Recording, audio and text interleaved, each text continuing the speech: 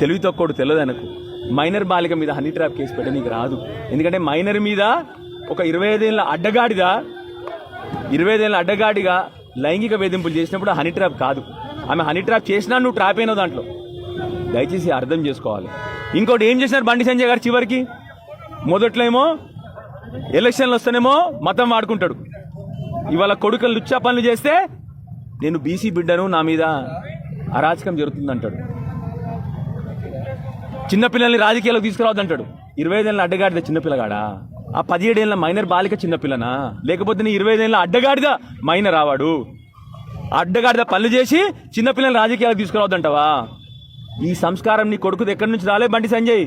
నువ్విచ్చిన సంస్కారమే, నీ భాష, నీ గుటుక, నీ ప్రవర్తననే ఆ పిల్లగాడిని అట్లా తయారు చేసిందని చెప్పి నేను ఇవాళ ప్రెస్ మీడియా ముందుగా నుంచి చెప్తా ఉన్నా.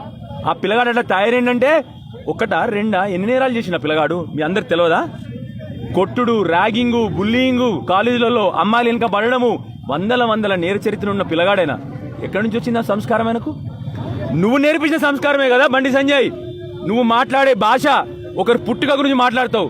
ఇవాళ ఏ పుట్టుక గురించి మాట్లాడతావు బండి సంజయ్? మరి చెప్పు, ఇవాళ ప్రజలకు చెప్పు. ఇవాళ చిన్నపిల్లల్ని రాజకీయాలకు తీసుకురావద్దని ఒక సెంటిమెంటు, ఆఖరికి మళ్ళొక సెంటిమెంట్. నిన్న ఎవరు నమ్మకండి నేను ఏబీవీపీ అని ఏడడం. ఏం దొంగ పనులు ఇవన్నీ? చేసే దొంగ పనులు. నీ ఏబీవీపీ చెప్పిందా ఈ పనులు చేసిమని చెప్పి?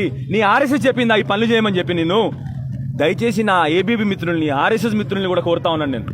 మీరు సమర్థిస్తా ఉన్నారా ఈయన? ఇవాళ నిలదీయండి. మీ అందరి ఇళ్లలో కూడా ఆడపిల్లలు ఉన్నారు కదా.